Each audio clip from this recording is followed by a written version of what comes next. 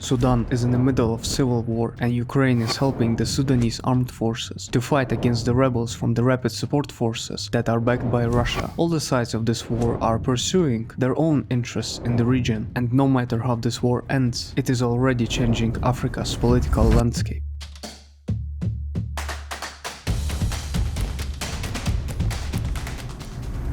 After becoming an independent state in 1956, Sudan has been involved in a series of civil wars and conflicts that continue to this day. The current war takes its roots back in 1989, when the general of the Sudanese army, Omar al-Bashir, orchestrated a military coup against the elected government and became the leader of Sudan. As the second civil war was still ongoing at that time, al-Bashir actively began to rely on the support of the military to avoid being ousted himself. In 2003, when the war in South that began back in 1983 was still ongoing, another war was sparked in the west of the country, in the Darfur region, where the non-Arab population rebelled against the central government. As the Sudanese army was busy fighting in the south, al-Bashir began to cooperate with the local Arabic Janjaweed militia group to suppress the rebellion. In exchange for being loyal to al-Bashir, the Janjaweed group gained financial autonomy and the ability to exploit resources in the Darfur region. In 2011, when South Sudan officially became an independent state and took 75% of Sudan's oil resources, the government of al-Bashir lost a significant portion of revenues, and his grip on power started to decrease. To protect himself against a potential coup, al-Bashir put the Janjaweed group under his direct control and renamed it into the Rapid Support Forces in 2013. He also named Mohammed Dagalo, better known as Hemeti, as the commander of the Rapid Support Forces and gave him the ability to retain his financial autonomy in exchange for his loyalty. By doing so, al-Bashir managed to avoid being ousted like his predecessors for a while. But things began to change in 2018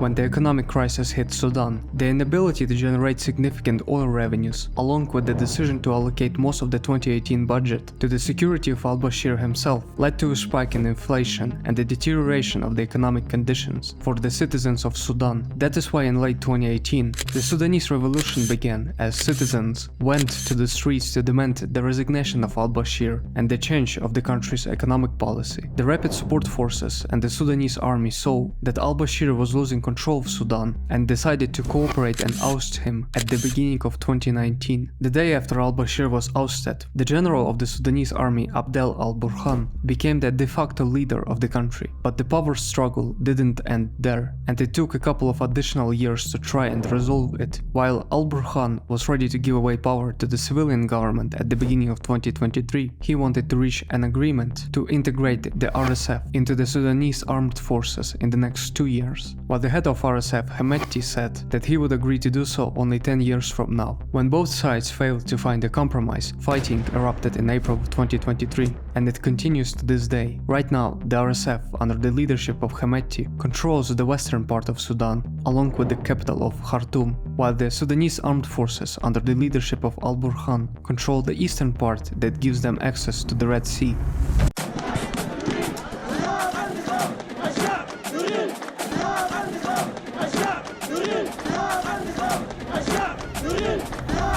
Before being ousted by the army and the RSF, al-Bashir started to actively look for support outside of the country to strengthen his rule. In 2017, al-Bashir went to Russia to look for additional protection, in exchange for giving the Russian firms the ability to extract resources on the Sudanese soil. Since that time, mercenaries of the Wagner group set up their bases in Sudan, began to train the Sudanese army, and started to operate gold mines in the country. When al-Bashir was ousted and al-Burkhan became the de facto head of state, Russians started to actively work directly with the RSF and train its troops. That is why when the war broke out last year, Russia began to actively provide military support for the RSF by sending supplies through Libya and Chad, where it closely cooperates with local governments. It is also one of the main reasons why Ukraine got itself involved in the war on the side of the Sudanese army. In September, CNN reported that Ukrainian special forces are operating on the Sudanese soil and showed the footage of Ukrainians operating FPV drones that attacked the forces of RSF. Shortly after, Ukraine's President Zelensky met with al al-Burkhan in Ireland to discuss the activity of Russian-backed forces in Sudan. In October, Ukrainian online newspaper Babel cited its own sources in the intelligence agency, which confirmed that Ukrainians are present on the ground in Sudan and provided some additional footage. Then, in November, another Ukrainian publication, Kyiv Post, also confirmed that Ukrainian forces are operating in Sudan and showed exclusive footage of some of the operations there. Officially, the Ukrainian intelligence agency said that it cannot confirm or deny the presence of its forces in Sudan, while the head of Ukrainian intelligence agency Kirill Budanov said that Ukraine will continue to hunt Russians everywhere until the complete victory of Ukraine. In addition to simply fighting Russians and Russian-backed forces in Sudan, Ukraine is also pursuing its strategic interests in the region. It is important to understand that Sudan has direct access to the Red Sea, which accounts to 50% of global trade. The Red Sea is also a place that is used by major countries to project their power and protect their interests in the region. In the north, Egypt controls the Suez Canal, which serves as the main choke point that connects the main maritime route that goes from Europe to Asia. The revenues that the Suez Canal generates account for 2% of Egypt's GDP, and it is a vital part of the economy. Then there is also Israel, which has access to the Red Sea thanks to the naval base in the Gulf of Eilat. Saudi Arabia is also a big player in the region with direct access to the Red Sea, through which it exports oil to Europe. That is the main reason why it has a royal naval base located in the port city of Jeddah. Djibouti is another country that is strategically important for other states. The United States, China, France, Italy and Japan all have their own military and naval bases in Djibouti that are used as a staging ground for operations in the Red Sea and the Horn of Africa. Because of the war in Yemen, the United Arab Emirates, together with Saudi Arabia, managed to take control of the Perim Island and are building a runway there, while the Emiratis are also controlling Yemen's Socotra Island in the Gulf of Aden, together with Israel's intelligence agency. نحن ما بدأنا هذه الحرب ولا سعينا لها، هم اللي بدوا الحرب، لذلك سيكتووا بنارها وسيهزموا شر هزيمة إن شاء الله. For Russia, the Red Sea is also a strategically important region.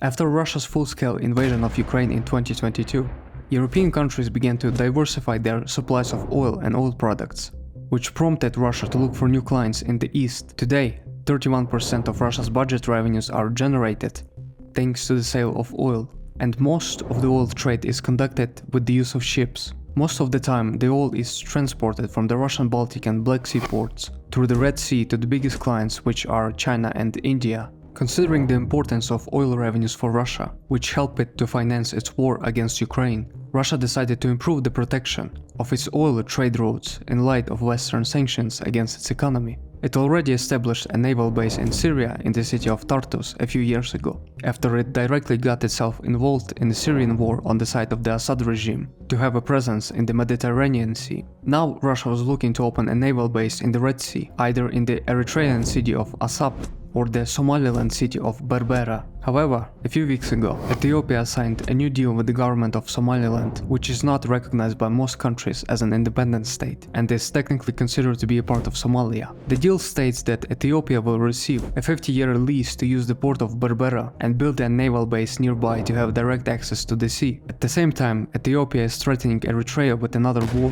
to occupy the country's southern region and get access to the Red Sea itself, which could put Russia's plans to build a base there on hold. That is why Sudan remains the only viable option for Russia to have a direct presence in the region for now. Just a day before the Russian invasion of Ukraine in 2022, the leader of RSF, Hemeti, visited Moscow to meet with the Russian government, after which he stated that he is open to the idea of Russia having a naval base in the port of Sudan. This indicates that Russia is now fully backing Hemeti against al-Burkhan in the ongoing civil war, and why Ukraine is now fighting against the RSF in Sudan. There is also another reason why Ukraine got itself involved in the Sudanese civil war. After Ukraine liberated the Snake Island in the Black Sea, destroyed the Russian flagship Moskva, and forced the Russian Black Sea fleet to move from Sevastopol to Novorossiysk, it was able to restore the Black Sea trade route, on which its economy relies, as one of the biggest exporters of agricultural products. Ukraine's main customers and large are located in Asia, Africa, and the Middle East. Before the full-scale invasion, agricultural products accounted for 41% of all exports, and a lot of them went through the Red Sea. At the same time, one of the biggest beneficiaries of the current program grain from Ukraine are Ethiopia, Somalia, Yemen and Kenya. To deliver the grain to all of those and other countries, Ukraine heavily relies on the Red Sea trade route, considering that at the beginning of the full-scale invasion, Russia temporarily halted Ukraine's ability to export its products through the sea. Ukraine's goal in Sudan right now is to block Russia from getting direct access to the Red Sea, so that its trade routes are not disrupted again, as was the case in 2022. Їм шматок Судану лишався. Східний якраз, так? Да. Ну, не вдалося. А чому не вдалося? Не везе їм. Хочете таку відповідь? А хто там з вагнерівцями воює? Суданська армія, хто ж там може з ними воювати? Sudan is also a part of the bigger Africa strategy for both Ukraine and Russia. In one of his interviews with the journalist of Ukrainian Pravda, the Ukrainian head of intelligence Kirill Budanov said that Russia failed to fully achieve its strategic plan of cutting Africa from the west to the east, as they were unable to establish a strong presence east of the Nile River and get access to the Red Sea, while Russia managed to gain a foothold in the Sahel region by undermining local governments there and helping militia groups to gain power in Mali, Burkina Faso, Niger, Chad and Central African Republic. It failed to fully control all the trade routes of the Sahel region, as the territory east of the Nile River is currently controlled by the forces of al-Burkhan, who receives help from Ukrainian intelligence agency. Even though Russia will continue to support the RSF to try and get access to the Red Sea, it is also planning to expand its operations in Africa, and that is one of the main reasons why it recently established the African Corps that will be responsible for expanding its influence on the continent. Ukraine, on the other hand, is also getting more involved in African affairs. Last year, the government in Kyiv established the position